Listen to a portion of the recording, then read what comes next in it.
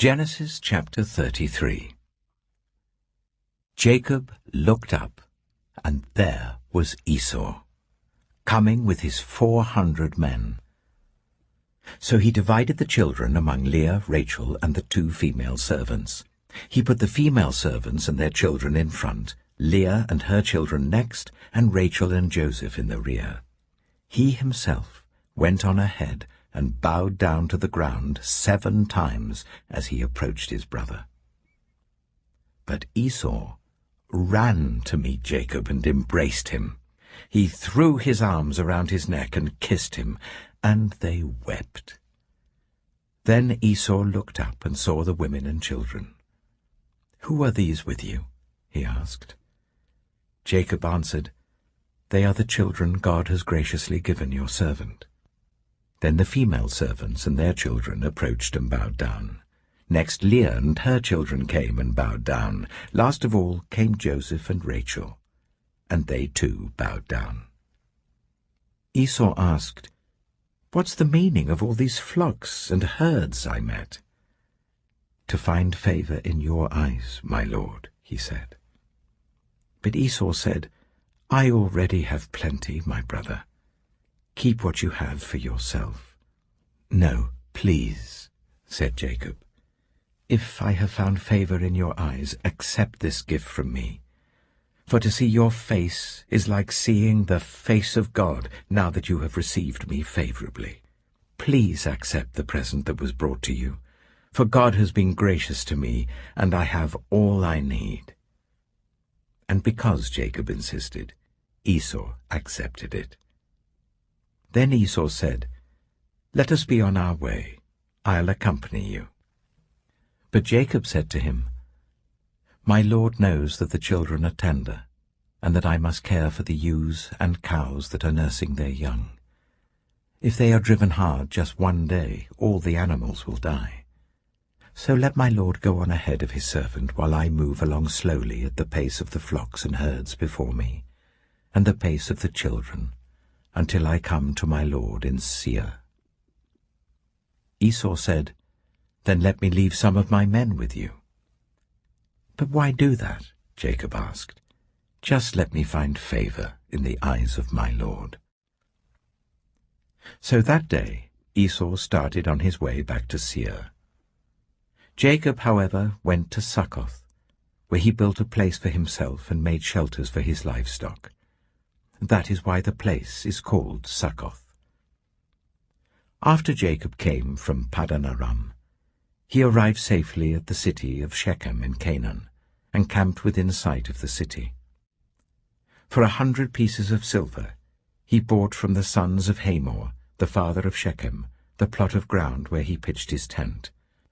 There he set up an altar, and called it El Elohe Israel. Genesis chapter 34. Now Dinah, the daughter Leah had borne to Jacob, went out to visit the women of the land. When Shechem, son of Hamor the Hivite, the ruler of that area, saw her, he took her and raped her. His heart was drawn to Dinah, daughter of Jacob. He loved the young woman and spoke tenderly to her. And Shechem said to his father Hamor, "Get me this girl as my wife." When Jacob heard that his daughter Dinah had been defiled, his sons were in the fields with his livestock, so he did nothing about it until they came home. Then Shechem's father Hamor went out to talk with Jacob. Meanwhile, Jacob's sons had come in from the fields as soon as they heard what had happened. They were shocked and furious, because Shechem had done an outrageous thing in Israel by sleeping with Jacob's daughter, a thing that should not be done. But Hamor said to them, "My son Shechem has his heart set on your daughter. Please give her to him as his wife. Intermarry with us. Give us your daughters and take our daughters for yourselves. You can settle among us. The land is open to you. Live in it, trade in it, and acquire property in it." Then Shechem said to Dinah's father and brothers, "Let me find favor in your eyes, and I will give you whatever you ask. Make the price for the bride and the gift I am to bring as great as you like, and I'll pay whatever you ask me. Only give me the young woman as my wife."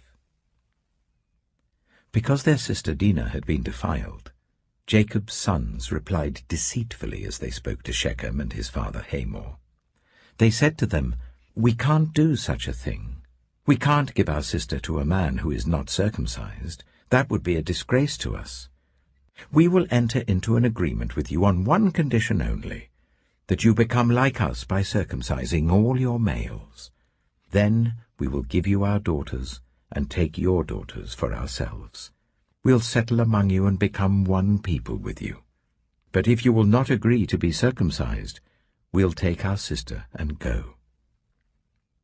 Their proposal seemed good to Hamor and his son Shechem.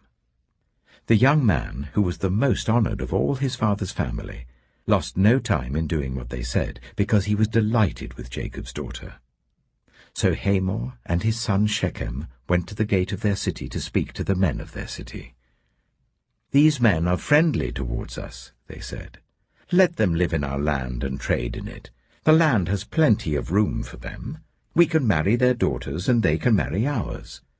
But the men will agree to live with us as one people, only on the condition that our males be circumcised, as they themselves are. Won't their livestock, their property, and all their other animals become ours? So let us agree to their terms, and they will settle among us." All the men who went out of the city gate agreed with Hamor and his son Shechem, and every male in the city was circumcised. 3 days later, while all of them were still in pain, 2 of Jacob's sons, Simeon and Levi, Dinah's brothers, took their swords and attacked the unsuspecting city, killing every male. They put Hamor and his son Shechem to the sword and took Dinah from Shechem's house and left. The sons of Jacob came upon the dead bodies and looted the city where their sister had been defiled. They seized their flocks and herds and donkeys and everything else of theirs in the city and out in the fields. They carried off all their wealth and all their women and children, taking as plunder everything in the houses. Then Jacob said to Simeon and Levi, "You have brought trouble on me by making me obnoxious to the Canaanites and the Perizzites, the people living in this land. We are few in number, and if they join forces against me and attack me, I and my household will be destroyed." But they replied, "Should he have treated our sister like a prostitute?" Genesis chapter 35. Then God said to Jacob, "Go up to Bethel and settle there, and build an altar there to God, who appeared to you when you were fleeing from your brother Esau." So Jacob said to his household and to all who were with him, "Get rid of the foreign gods you have with you, and purify yourselves and change your clothes. Then come, let us go up to Bethel, where I will build an altar to God, who answered me in the day of my distress, and who has been with me wherever I have gone." So they gave Jacob all the foreign gods they had, and the rings in their ears, and Jacob buried them under the oak at Shechem. Then they set out, and the terror of God fell on the towns all around them, so that no one pursued them. Jacob and all the people with him came to Luz, that is Bethel, in the land of Canaan. There he built an altar, and he called the place El Bethel, because it was there that God revealed himself to him when he was fleeing from his brother. Now Deborah, Rebekah's nurse, died, and was buried under the oak outside Bethel. So it was named Allon Bacuth. After Jacob returned from Paddan Aram, God appeared to him again and blessed him.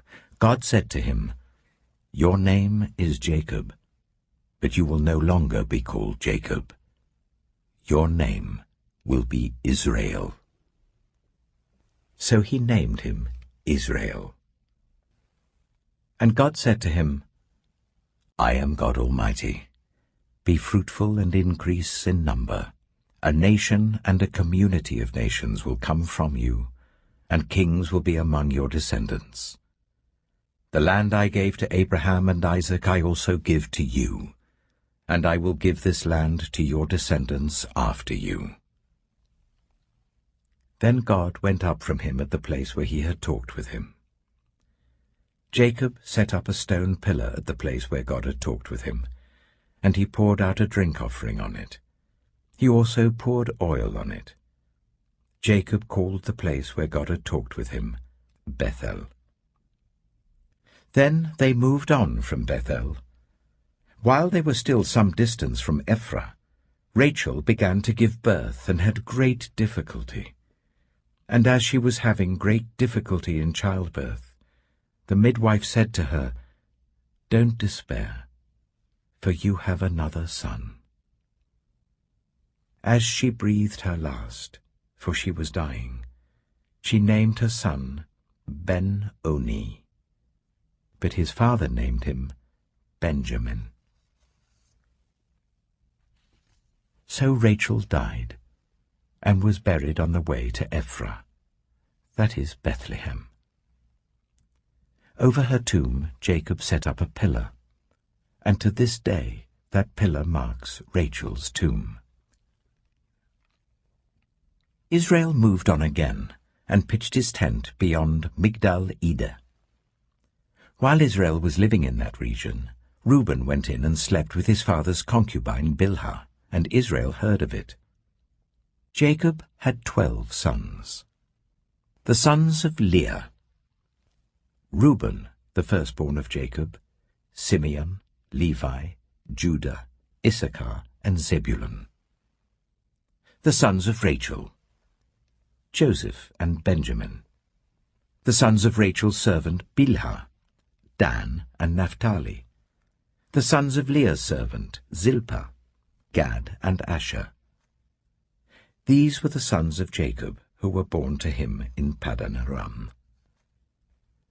Jacob came home to his father Isaac in Mamre, near Kiriath Arba, that is Hebron, where Abraham and Isaac had stayed.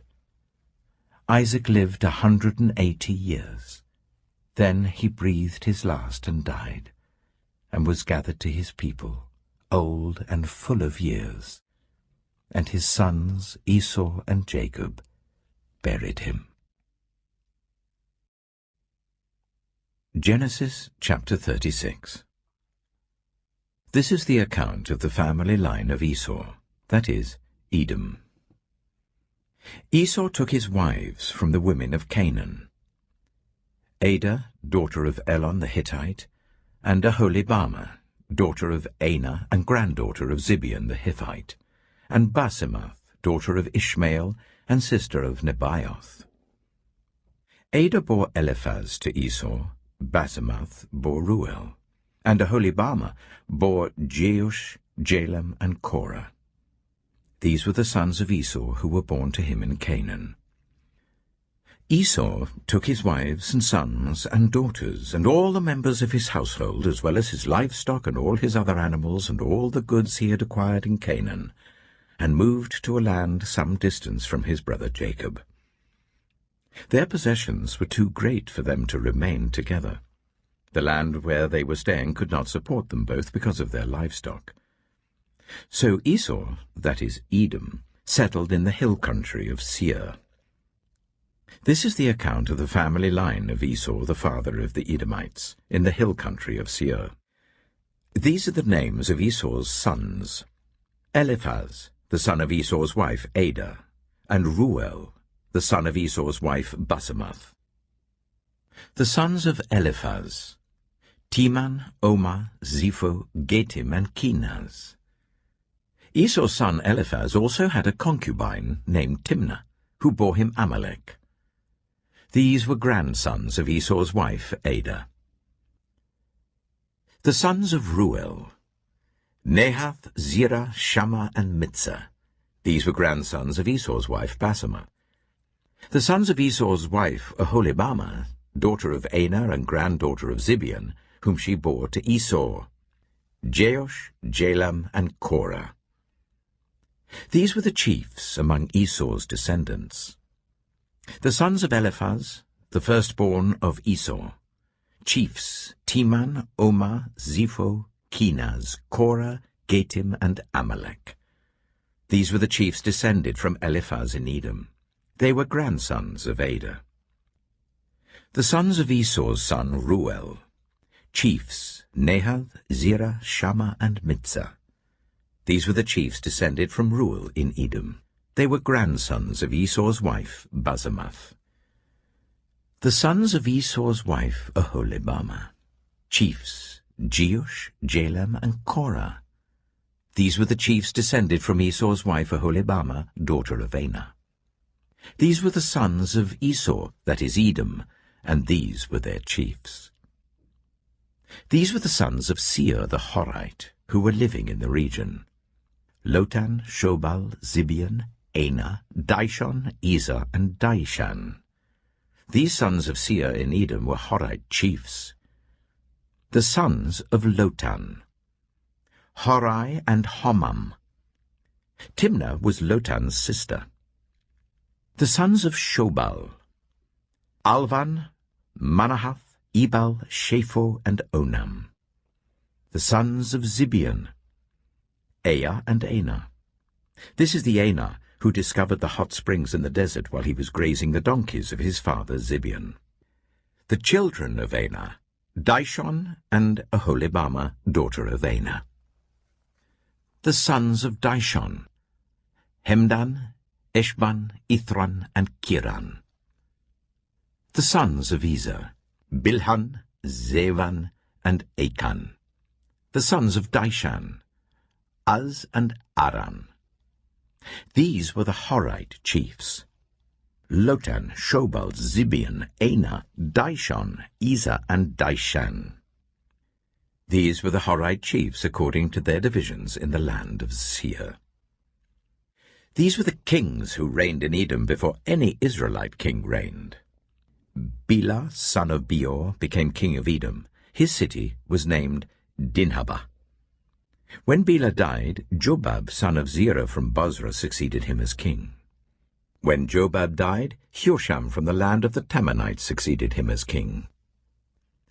When Husham died, Hadad, son of Bedad, who defeated Midian in the country of Moab, succeeded him as king. His city was named Avith. When Hadad died, Samlah from Masrekah succeeded him as king. When Samlah died, Shaul from Rehoboth on the river succeeded him as king. When Shaul died, Baal-Hanan, son of Akbor, succeeded him as king. When Baal-Hanan, son of Akbor, died, Hadad succeeded him as king. His city was named Peiu, and his wife's name was Mehetabel, daughter of Matred, the daughter of Mezahab. These were the chiefs descended from Esau, by name according to their clans and regions. Timnah, Alivah, Jetheth, Aholibamah, Elah, Pinon, Kizah, Teman, Mibzah, Magdiel, and Iram. These were the chiefs of Edom according to their settlements in the land they occupied.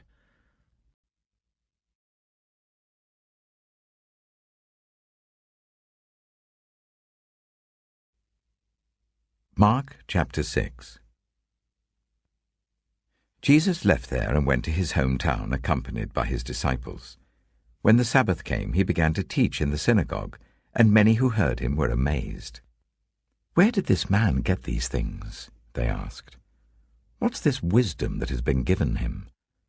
What are these remarkable miracles he's performing? Isn't this the carpenter? Isn't this Mary's son and the brother of James, Joseph, Judas, and Simon? Aren't his sisters here with us?" And they took offense at him. Jesus said to them, "A prophet is not without honor except in his own town, among his relatives, and in his own home." He couldn't do any miracles there, except lay hands on a few people who were ill and heal them. He was amazed at their lack of faith. Then Jesus went around teaching from village to village. Calling the 12 to him, he began to send them out 2 by 2, and gave them authority over impure spirits. These were his instructions. "Take nothing for the journey except a staff. No bread, no bag, no money in your belts. Wear sandals, but not an extra shirt. Whenever you enter a house, stay there until you leave that town. And if any place will not welcome you or listen to you, leave that place and shake the dust off your feet as a testimony against them." They went out and preached that people should repent. They drove out many demons and anointed with oil many people who were ill and healed them.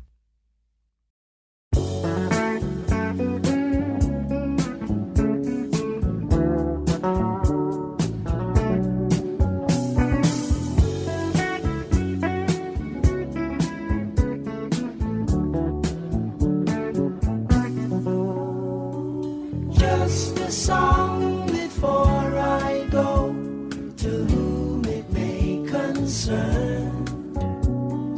Traveling twice the speed of sound, it's easy to get burned. When the shows were over, we had to get back home. And when we opened up the door, I had to be alone. She helped me with my suitcase. She stands before my eyes, driving me to the airport and to the friendly skies. Going through security, I held her for so long. She finally looked at me in love, and she was gone.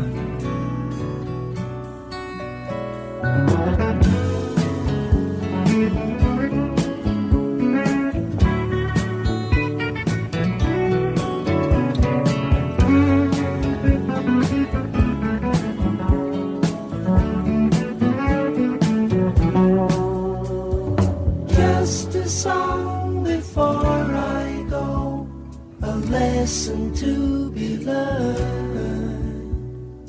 Traveling twice the speed of sound, it's easy to get burned.